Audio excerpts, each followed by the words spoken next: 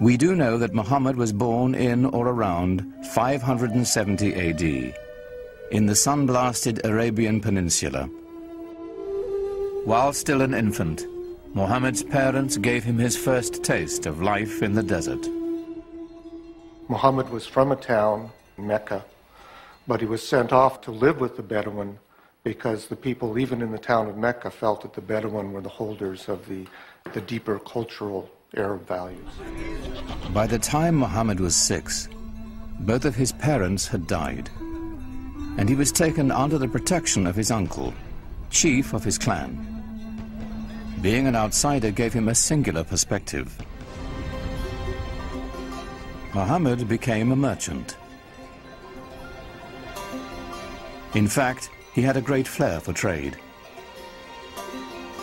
At the age of 25, while leading a caravan northward to Syria, his talents caught the eye of the shipment's owner, a wealthy widow named Khadija.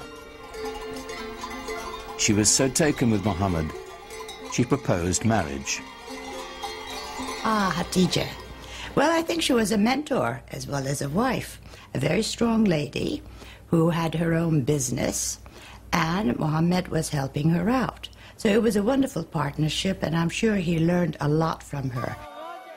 I think he was a very intelligent man, very open-minded, and he was able to communicate with a great variety of people. He must have had great charisma as well.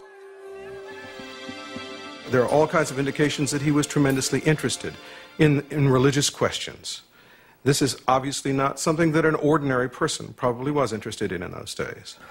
He talked to sages, Arab sages. He talked to Jewish and Christian sages who lived in the area. He used to go up into the rock hills around Mecca and meditate, think about things. And at some point had this extraordinary vision, which is spoken about very evocatively and elusively.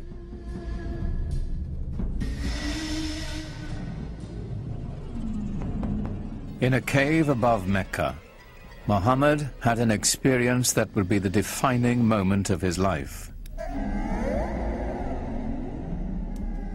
An angel was said to appear before him in the form of a man, instructing him to recite in the name of God, the Almighty.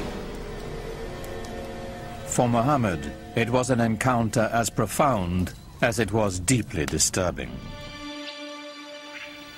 And that is the beginning of the prophetic career of Muhammad. The months to come would bring more revelations.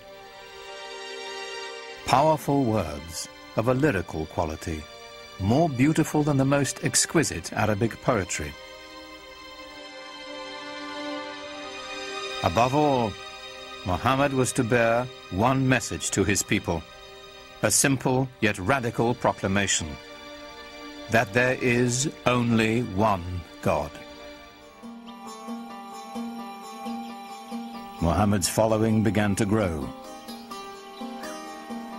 They called themselves Muslims, for those who surrender to God.